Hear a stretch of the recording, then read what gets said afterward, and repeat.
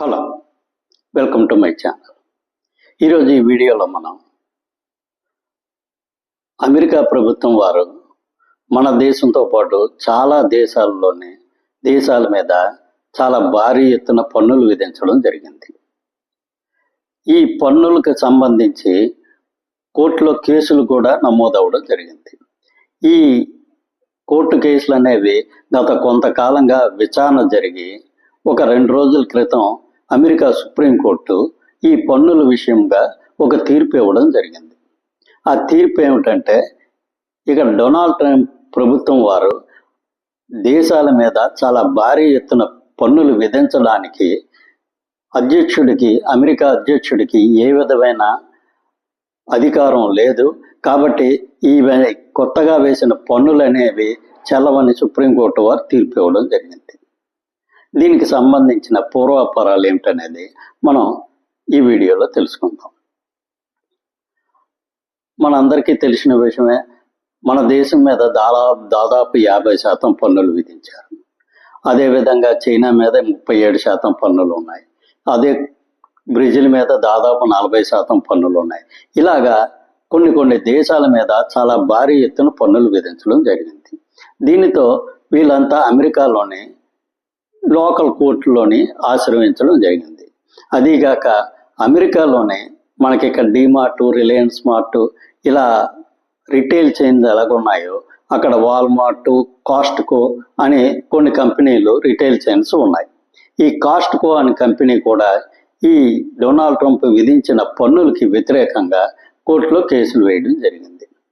అక్కడ లోకల్లో ఉన్న కోర్టులన్నిటిలోనే ఈ పన్నులు అనేవి చెల్లవు. పన్నులు వేసే అధికారం అనేది అధ్యక్షుడికి లేదు.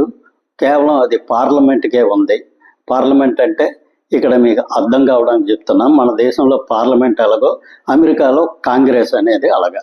అక్కడ కాంగ్రెస్కి ఆ అర్హత ఉందో తప్ప అధ్యక్షుడికి ప్రత్యక్షంగా పన్నులు వేసే అధికారం లేదని కింద కోర్టులు తీర్పిచ్చాయి. ఇదే కేసు సుప్రీంకోర్టుకు కూడా వెళ్ళింది. సుప్రీంకోర్టు కూడా కింద కోర్టులు ఇచ్చిన తీర్పుని సమర్థించడం జరిగింది. ఇక ప్రస్తుతం ఏం జరిగే అవకాశం ఉంది, దీని గురించి మనం కొద్దిగా తెలుసుకుంటే, ముందుగా ఈరోజు ఈ పన్నులన్నిటినీ తీసివేస్తే మామూలుగా 10% పన్నులు డొనాల్డ్ ప్రభుత్వం వారు ఆల్రెడీ కొన్ని చట్టంలో ఉన్న క్లాజులను ఉపయోగించి వేయడం జరిగింది.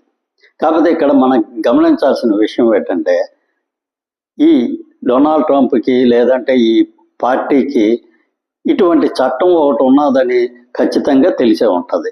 అయినా సరే ఈ పన్నులన్నీ ఎందుకు వేశారంటే, ఆయన అనుకూలంగా ఉండే ఒక చట్టాన్ని ఉపయోగించుకొని, ఆ చట్టం ఏం చెప్తుందంటే, అమెరికాలోని ఏమైనా ఆర్థిక ఎమర్జెన్సీ కానీ వచ్చినట్టయితే అప్పుడు అధ్యక్షుడు మిగతా దేశాల మీద చాలా భారీ ఎత్తున పన్నులు వేయవచ్చు అని ఒక చట్టం అమెరికాలో ఉంది.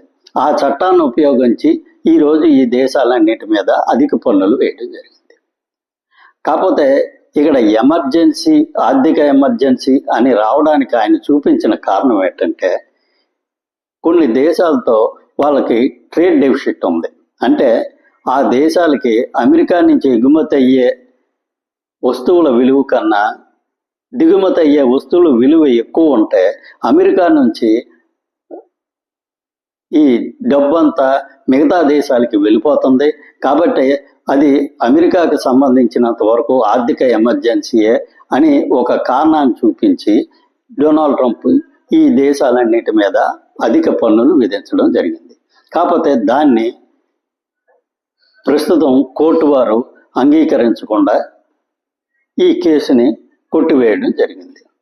ఇప్పుడు ముందు జరగబోయేదేంటి?